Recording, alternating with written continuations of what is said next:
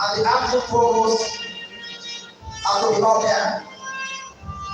The Dean Postgraduate School and the acting provost at the Northern.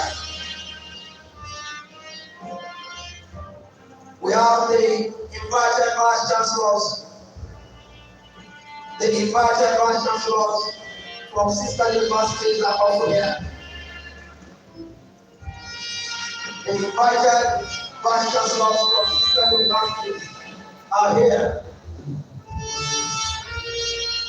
Yes, but when I said moments of interview, you can see all right now at this point in time is the academic section.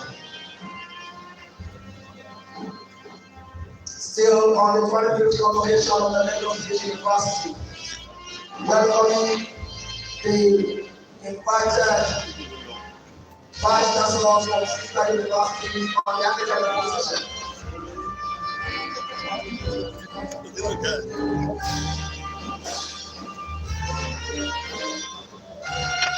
Lagos State University welcomes you to the 25th convocation ceremony of our institution. We appreciate your presence here. All Lagos State University schools celebration on the final day of the 26th convocation ceremony. All council members are to come here. Council, Lagos State University council members are to come.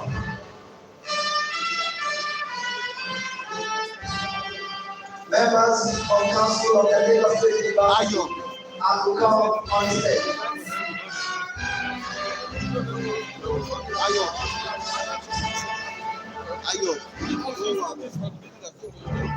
The academic procession for the 25th convocation ceremony of the Lagos State University still ongoing. Council members being led by the Deputy Registrar, Council Division, Mr. Otesoya. All council members are to be up here. Now we move on to the university boss of the Lagos State University there, Mr. L.P.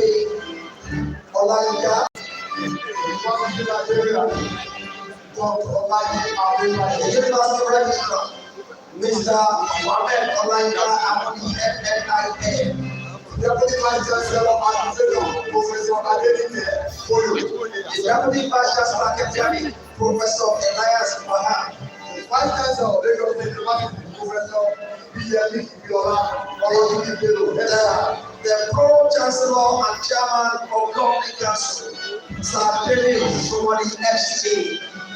The Chancellor of Lagos State University, Professor Bola Elias SAN.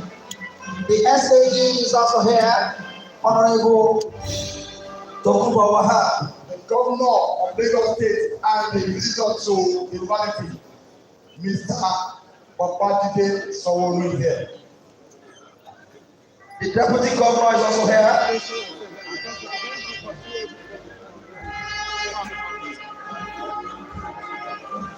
His Excellency Abzat Kadri.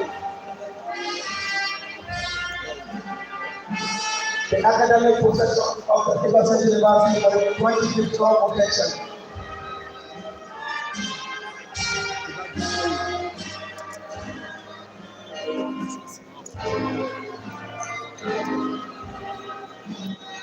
The academic procession for the 25th convocation ceremony of the Lagos State University is ongoing.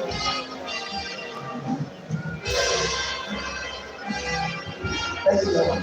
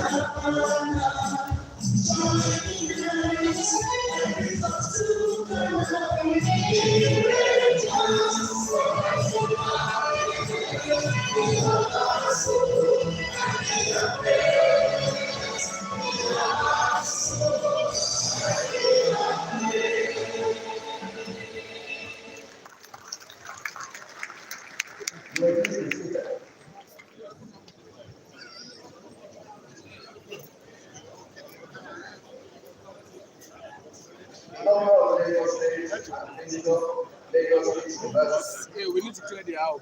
The best and finest governor of our time.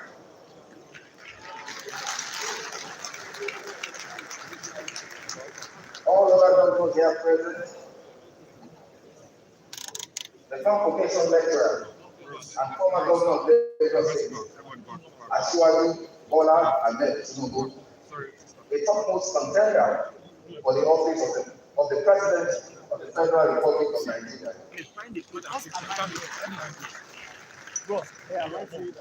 Of course, it's being represented by the brightest, one of the brightest sons of Lagos, Dr. Bola Ahmed Tinubu. He's also here in his capacity as the Deputy Governor of Lagos State. The Speaker, Lagos State House of Assembly, the Chief Judge, Lagos State, our dear Chancellor, all royal fathers here present, honorable members of the Lagos State House of Assembly, Secretary to the Lagos State Government, the Head of Service, Lagos State Government, the Chief of Staff, Lagos State Government, members of the State Executive Council, with special mention of the Special Advisor to Mr. Governor on Education, Chairman of Statutory Commissions here present, Body of Permanent Secretaries, Chairman, Lagos State University Governing Council, and other members of our Governing Council, Chairman of local governments, heads of other tertiary institutions here present, principal officers of Lagos State University, distinguished Professor Peter Okekukola, OFR, members of our University Senate, top government functionaries and heads of ministerial agencies, provosts, deans of schools and faculties, directors of academic and service centers, heads of departments, religious and community leaders, chairmen and members of staff unions, the president, Lagos State University Students Union, and members of its ESCO. The ceremonies commenced with a press conference held on Wednesday, 16th March, then with a staff sports competition on Thursday, Jumat service on Friday, followed by special Sunday service, special Thanksgiving service on Sunday, while the coconut breaking ceremony was on Monday, and the convocation play and command performance also on Monday. Today, we are gathered for a significant activity of the ceremony, the convocation lecture, which will be delivered by a former governor of Lagos State, a visitor to our university, and the national leader of All Progressive Congress, who is ably represented. Permit me, therefore, to welcome most especially and with every sense of humility our convocation lecturer, Asiwaju Bola Ahmed Tinubu, to Lagos State University. I want to publicly register our appreciation, as I have done in private, sir, for doing us the honor of accepting to deliver this speech in spite of your extremely busy schedule. The 23rd convocation lecture, titled Global Trends Nigeria's rightful place in the world. At such a time in Nigeria, we cannot think of a better personality as qualified as Asiwaju Bola Ahmed Tinubu to give a suitable lecture on this subject. The entire university community is therefore grateful for this magnanimous gesture, and not only that, for his indelible contributions to the heights that this great university has attained today. Indeed, your part in the history of LASO will forever be written in gold for your crucial and lasting intervention as a visitor to our university between 1999 and 2007. My special recognition goes to our visitor and Governor of Lagos State, Mr. Babajide Sanwo,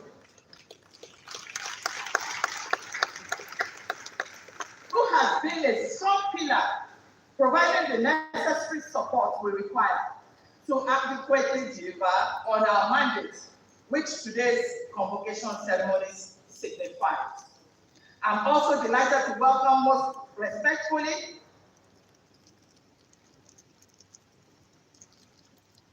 the distinguished guests from across the length and breadth of Nigeria who have come to congratulate us on this occasion of our convocation ceremony. I welcome specially members of Lagos State Estos, House of Assembly, chairmen of local governments, royal fathers, and friends and associates of our guest lecturer. Your presence here today has added color to the convocation ceremonies. Your Excellencies, beyond the award of certificates, diplomas, and degrees, which is the hallmark of convocation ceremonies, the convocation lecture forms an integral activity that is usually highly anticipated by the academic community during ceremonies such as this. The reason is simple.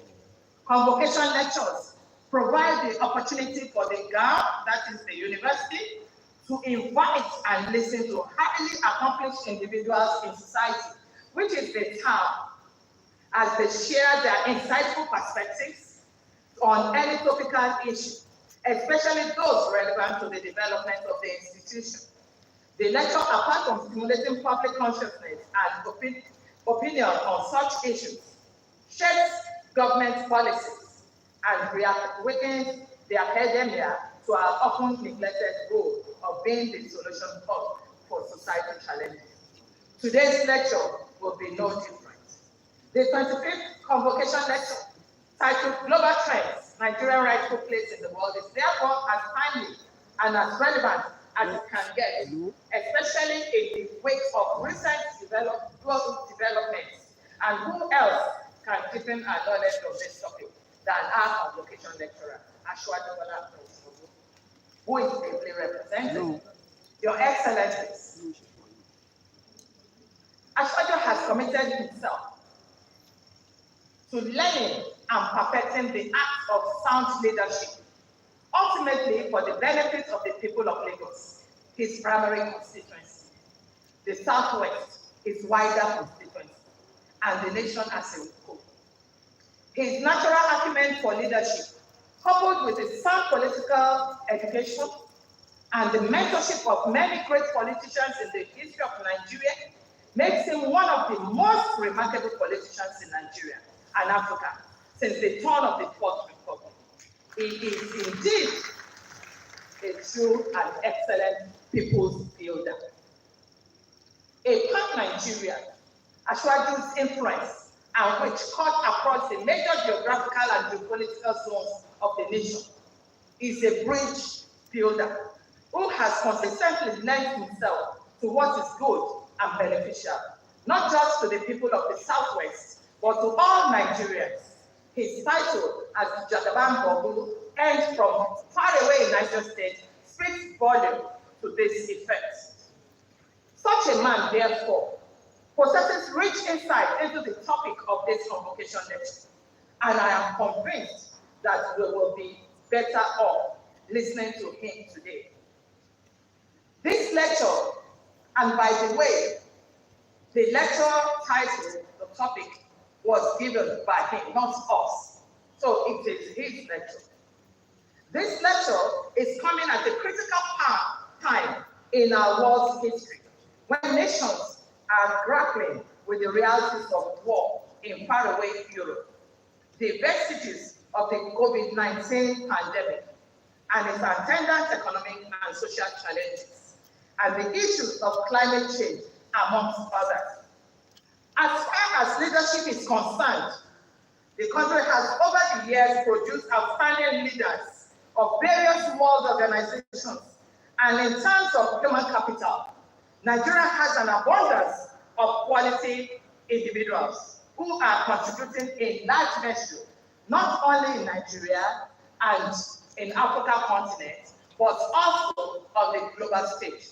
There are, in spite of the major challenges we face, these are in spite of the various challenges we face as a nation. These developments essentially make Nigeria's place a critical one in global affairs. Indeed, her economic status, political leadership, human resources, and location make the country a central piece of global trends. Our strengths as a sovereign nation confer on us certain privileged positions in the scheme of things globally. However, the big issue around the lecture today is how Nigeria can take her rightful place in the world. I have no doubt that today's lecture will provide answers to that. We are a university on a mission, and until that mission is accomplished, we will not rest on our oars.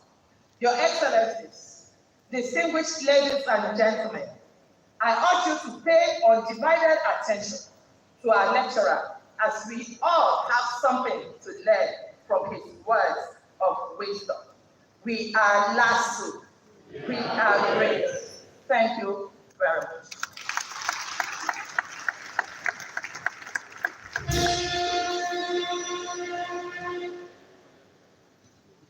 I'd like you to properly appreciate our Vice Chancellor for that.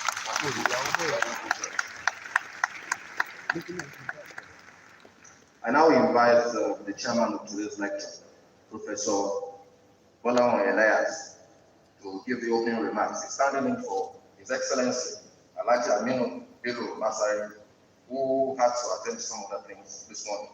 The Chancellor, sir.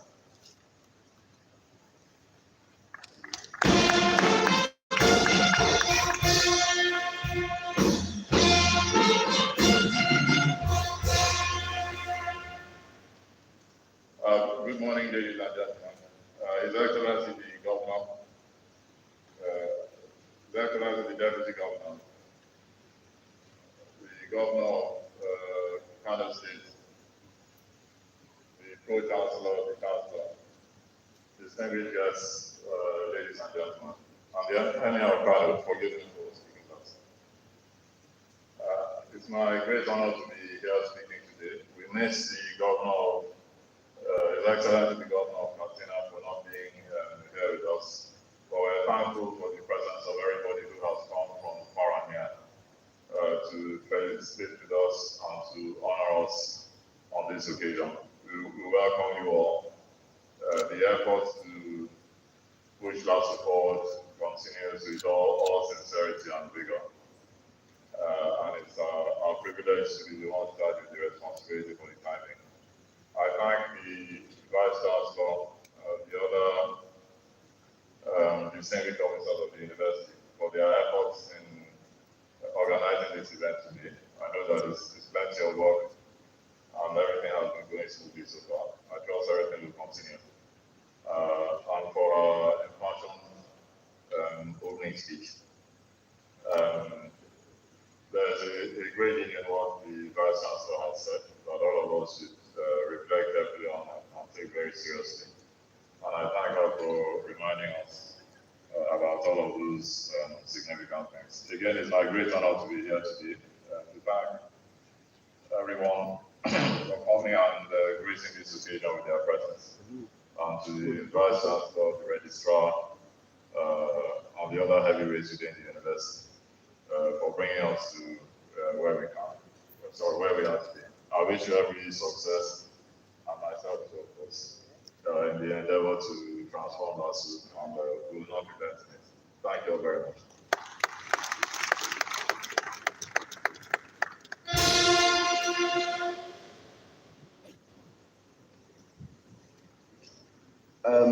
Distinguished Professor Martin Zanatek, I recognize you, apologize, I didn't know you were in the hall, and it is necessary to always recognize our distinguished professors when they have ceremonies like this.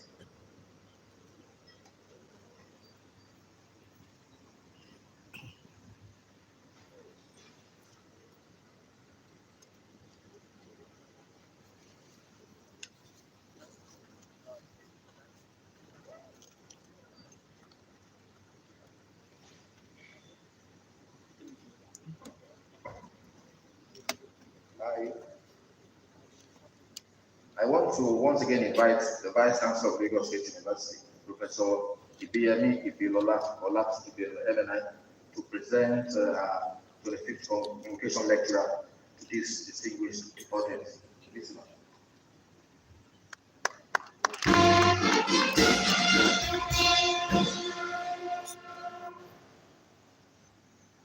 May I invite the representative of the convocation lecturer, please stand.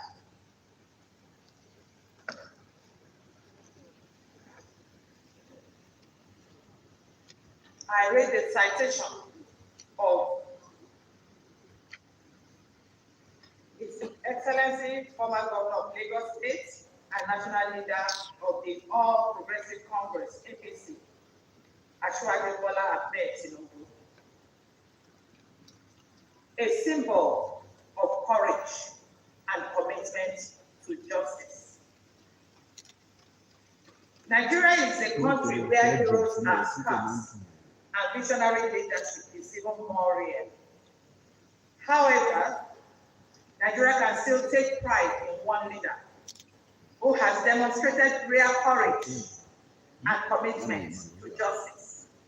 One who has made personal sacrifices to advance the common goal and who remains unrelenting in the search for good and responsible governance.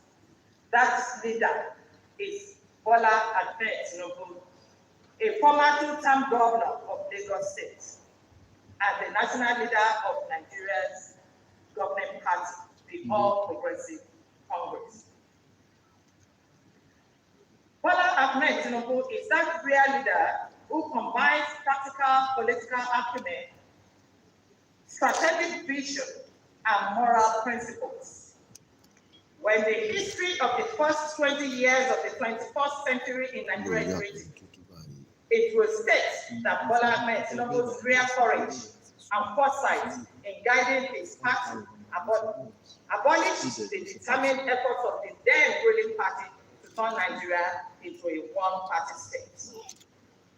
Perhaps more than any person since the return of civilian rule in 1999, Bola Ahmed Tinubu's action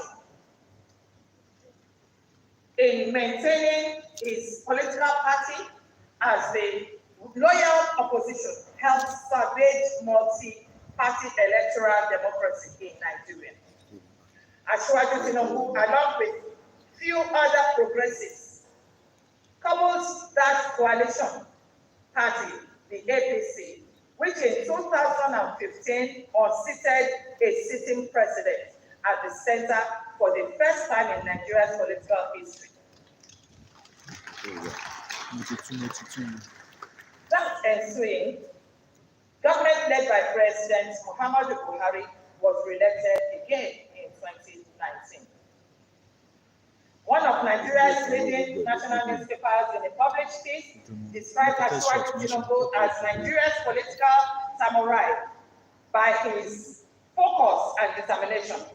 Senator Bola Ahmed Tinubu has over the years carved out a distinctive personage for himself in politics.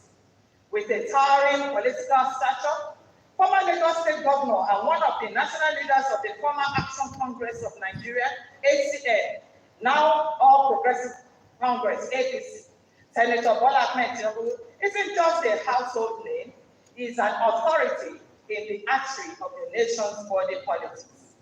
he may have attained his enviable status through consistent ideological standing. It is certainly a journey of many years of struggle and the grit for change. In 1979, Bola Tinubu graduated with first-class honors in business administration, accounting, and management.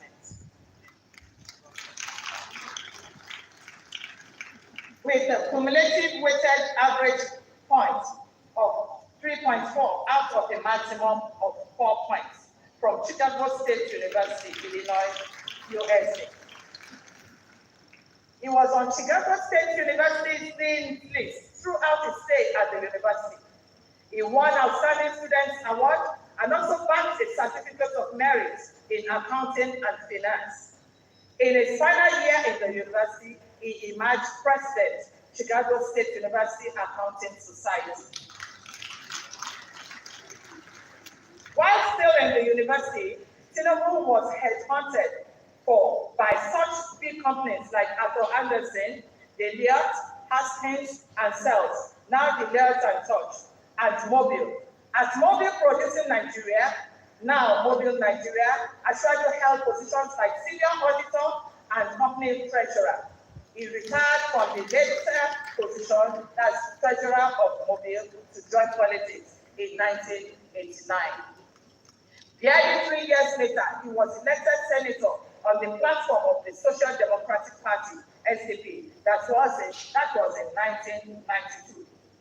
Following the annulment of the June 12, 1993 presidential election, which SDP candidate Bashorun Moshood Kashimawo Abiola won, Ashwaju, Tinubu, and others floated National Democratic Coalition, NADECO, to demand the de-annulment of the election results. In the line of the struggle, he was forced into exile, from where he continued the struggle.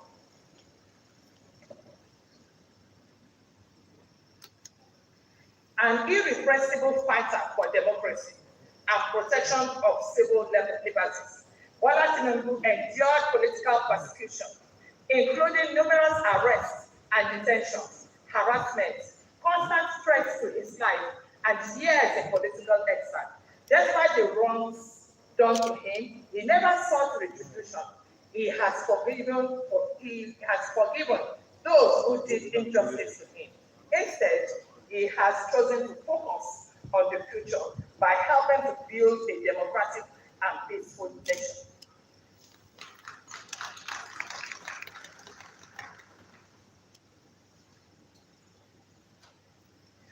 Bola Ahmed Tinubu remains Nigeria's most relentless fighter for democracy, justice, and the rule of law. No history of modern Nigeria can be complete without giving due regard to his contributions to safeguarding the democratic aspirations of our entire nation and its people, regardless of creed and ethnic background, at a time when those aspirations were deeply threatened. Today, he remains the most vociferous voice in the call for Nigeria to return to the path of true federalism. And for him, the stark price is the enthronement of fiscal federalism that will give governors and chairmen fully funded mandates and accelerate grassroots development.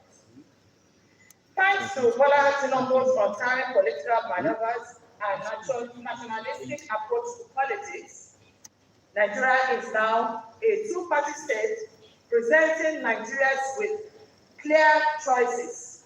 His APC is still thriving on the political landscape as the governing party, in tandem with its tradition of selfless sacrifice, political foresight, and unequaled commitment to progressive and people-oriented politics.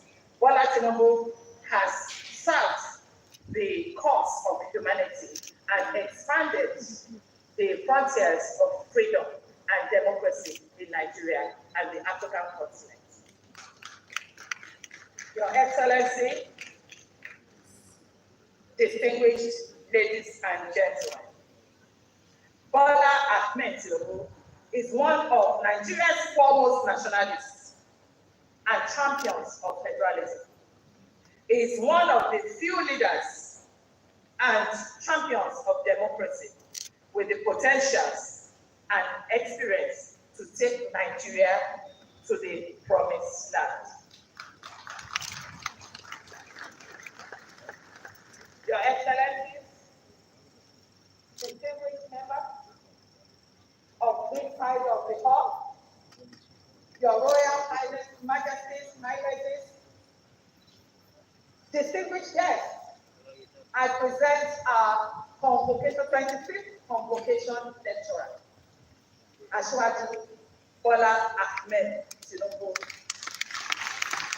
who is ably represented by the Deputy Governor of Lagos State.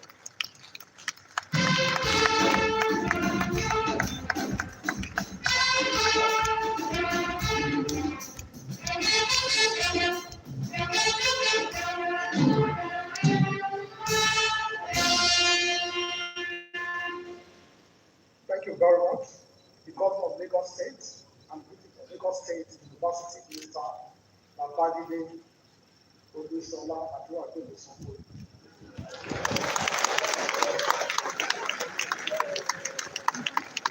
Your Excellency, Governor of Kano State, Dr. Abdullahi Umar Kanduji, OFR.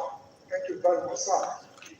Governor of Bola State, Professor Babajide Tinubu, ably represented by my brother, the Deputy Governor, Umar Usman Gaddafi.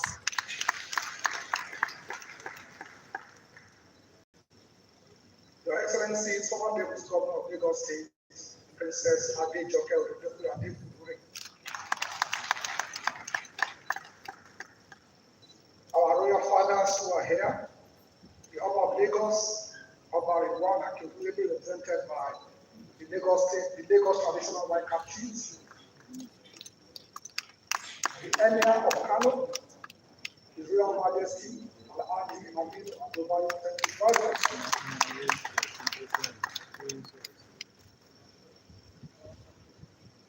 His Royal Majesty Oba Kabiru Sotobi, and Ogo of the Lord of Ikorodu.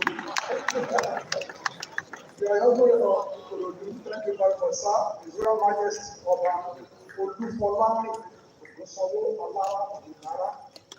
His Royal Majesty Ọba Babatunde Ọlọ́jà Odòlọ́foríjà Kingdom. Thank you very much, sir. His Royal Majesty Ọba Adesina Sulaiman Raji Ashabi Oniba of Iba Kingdom. His Royal Majesty Ọba Gani Adeniyi Rafiu Adeife Ọlọ́jọ̀kọ̀ Ọ̀jọ́. His Royal Majesty Ọba Dr. Abraham Olatunji Ogabi, His Royal Majesty Oba Abolu Sahid Segono Adamsi, His Royal Majesty Oba Agalo Oliyom Aholi, His Royal Majesty Oba Abadele Foye Osoko, His Royal Majesty Oba Ikon Adekonmi Ajose, His Royal Majesty Oba Fadu J.A. Salon, His Royal Majesty Oba Fatai Aina Ayileru Oluofusu, Royal Majesty Oba Sahid Elekus, ably represented by Barrister Kaila Wakari, Royal Majesty Oba Edejibo Kingdom, His Royal Majesty Oboja of the Fedman, ably represented by Wahid Olide Aolu. I hope I've not missed anybody. All the royal fathers, thank you very much. I should like to greet all of you. Members of the Lagos State Executive Council, they are present, members of the Board of Permanent Secretary, members of the Governors Advisory Council, all of our fathers, thank you very much. The Chancellor of Lagos State University,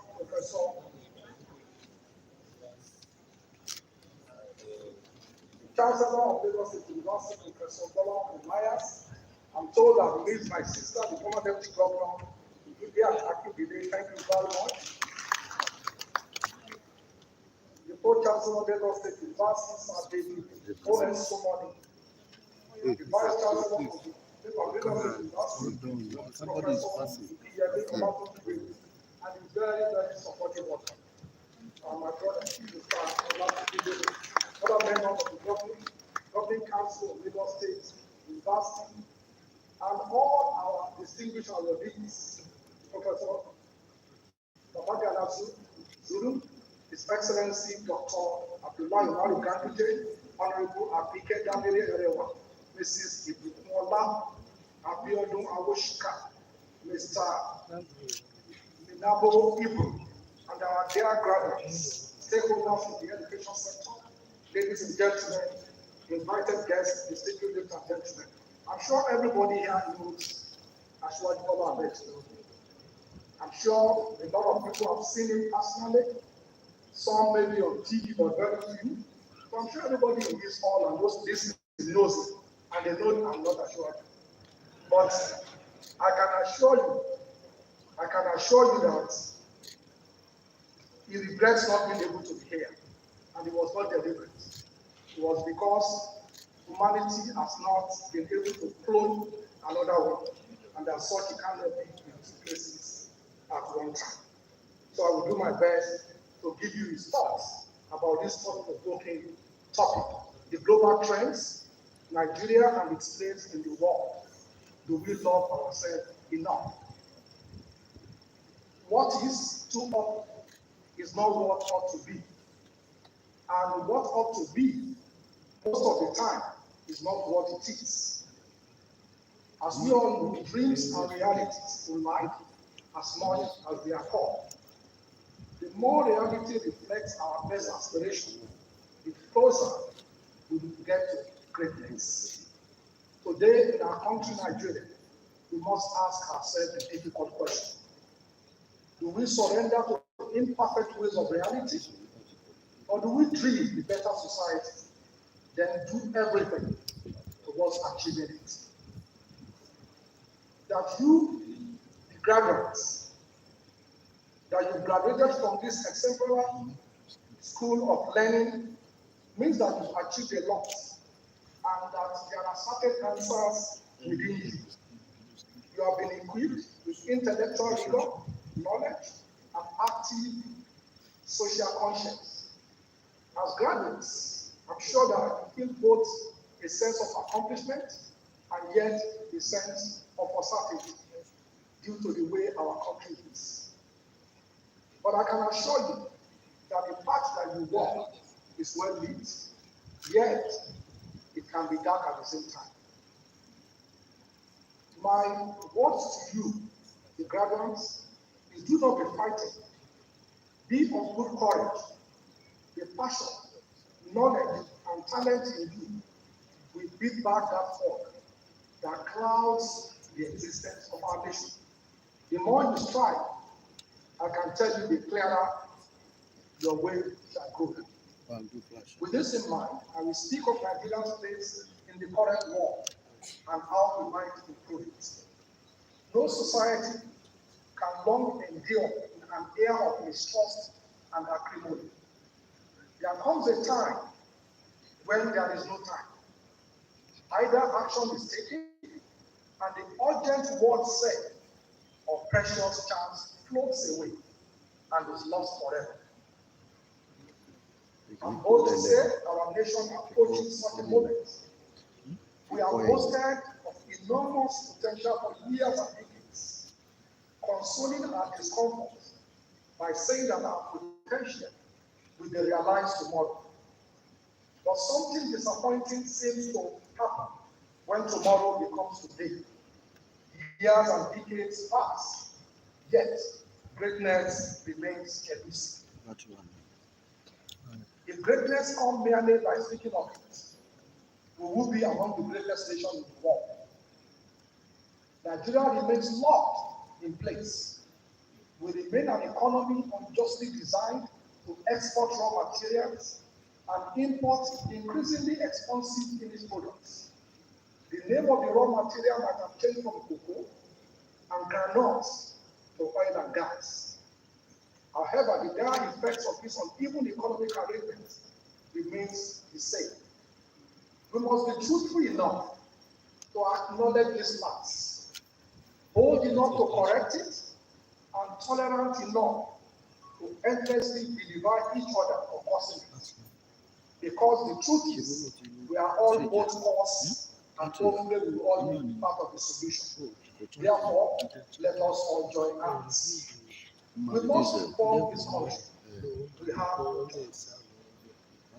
Oil and gas provide 90% of foreign exchange and 80% of government revenues.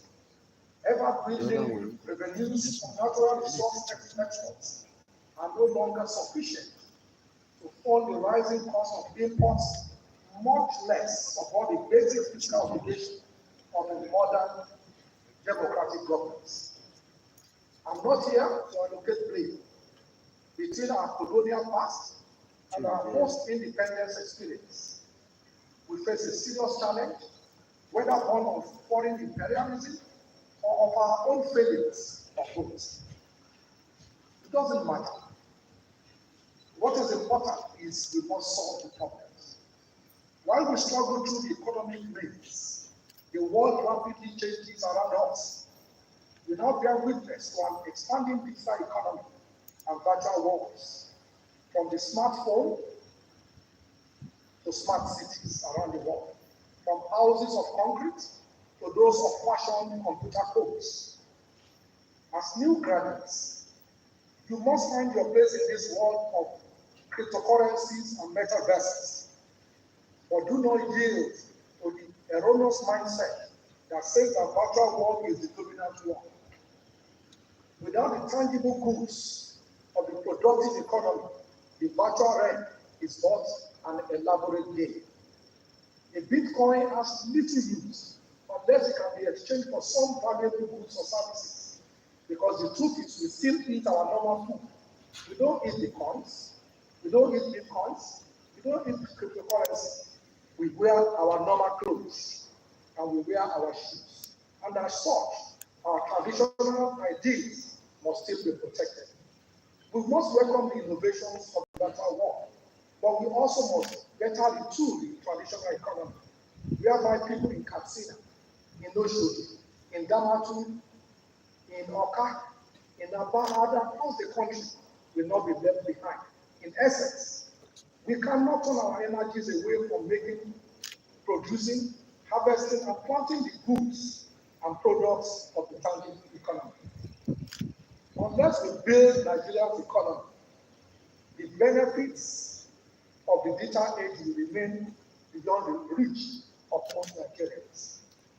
Global trend underscore this warning. According to the World Bank, we as a nation, we are the 7th most populous nation in 2020, with over 200 million people. But our economic ranking was not commensurate.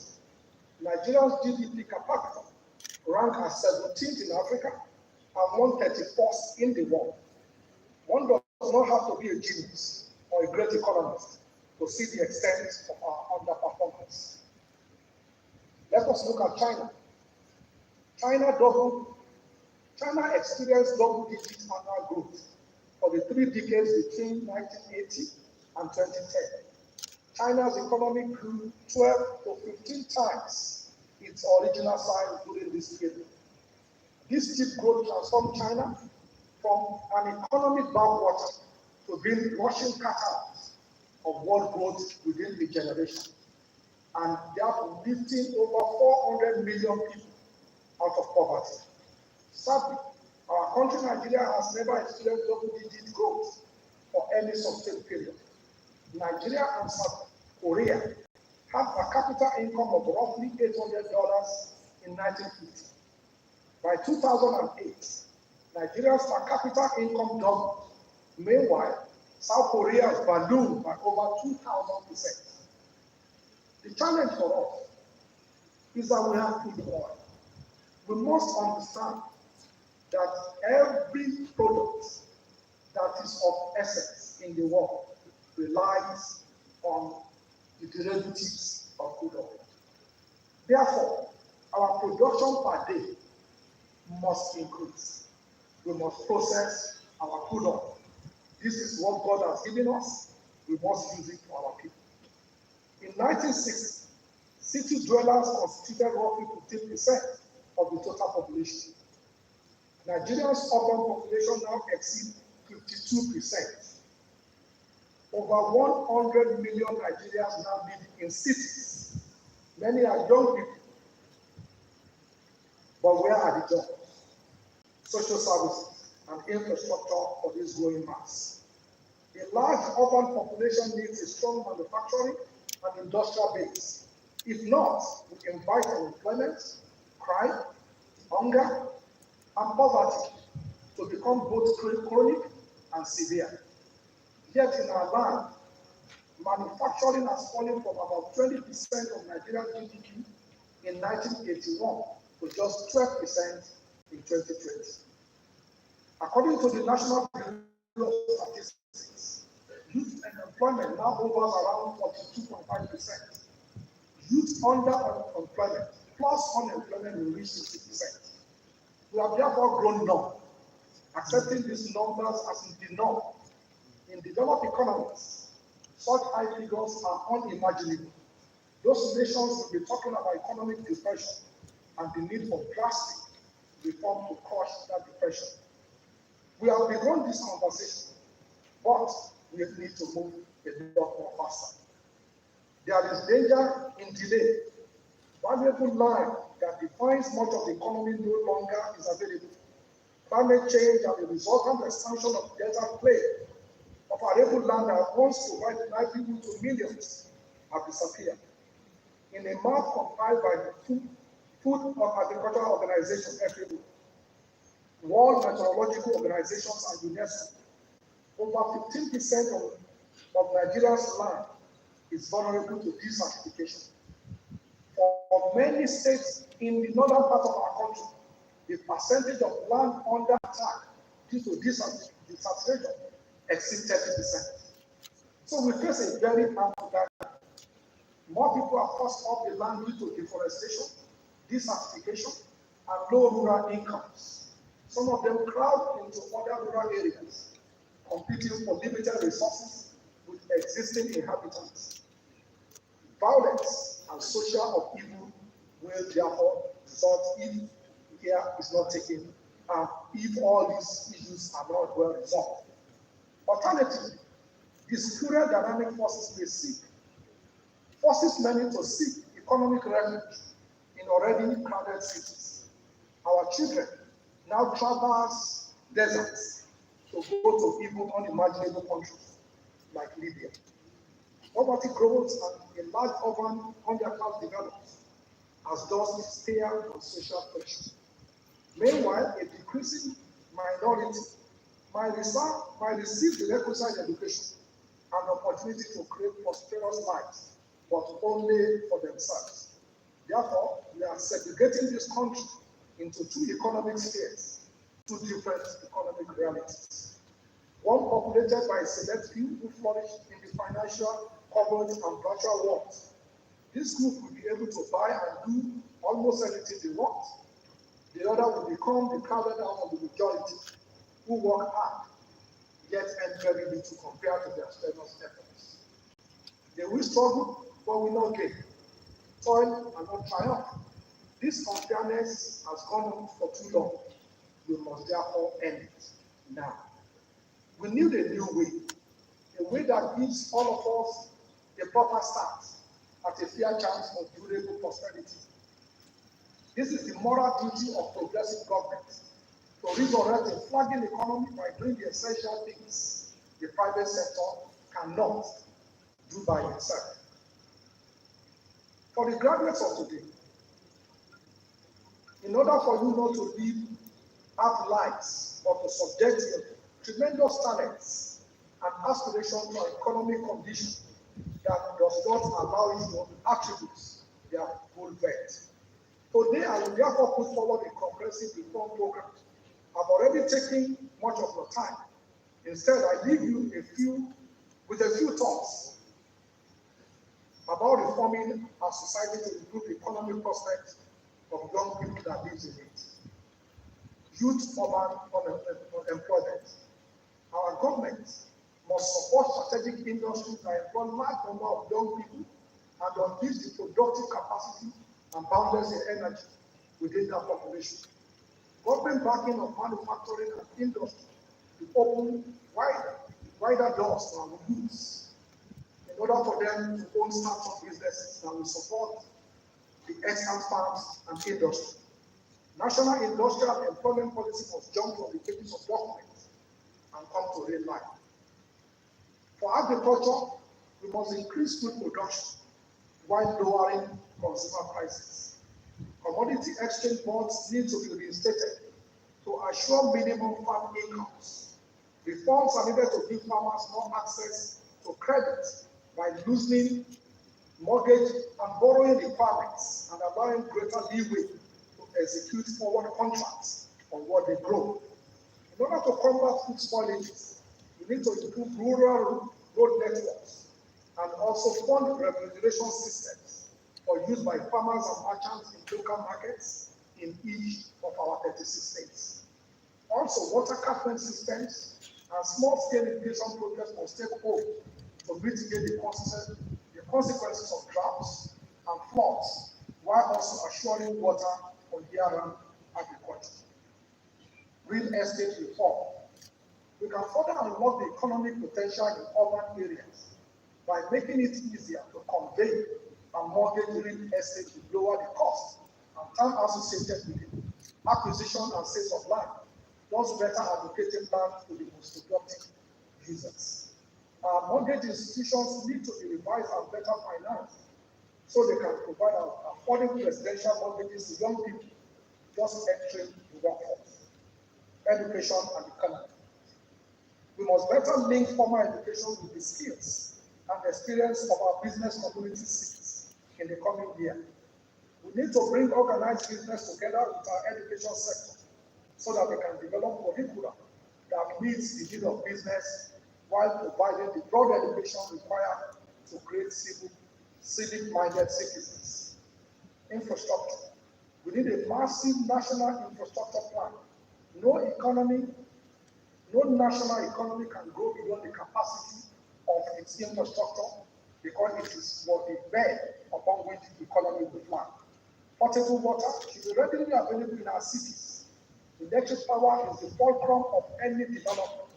We must enact the reform necessary to power our businesses and homes at affordable prices.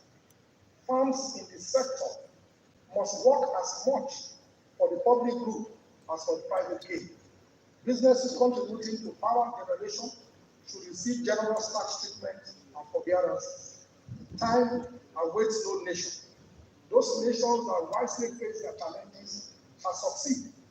Those that ignore the writing on the wall will blindly stomp over what they could have avoided. Nigeria has navigated a complex journey since independence. We have much to be proud of, just as we have much yet to do. We stand at the meeting place between the great and the mediocre, between ingenuity and indifference, between hope for a better future and surrender to the cynical belief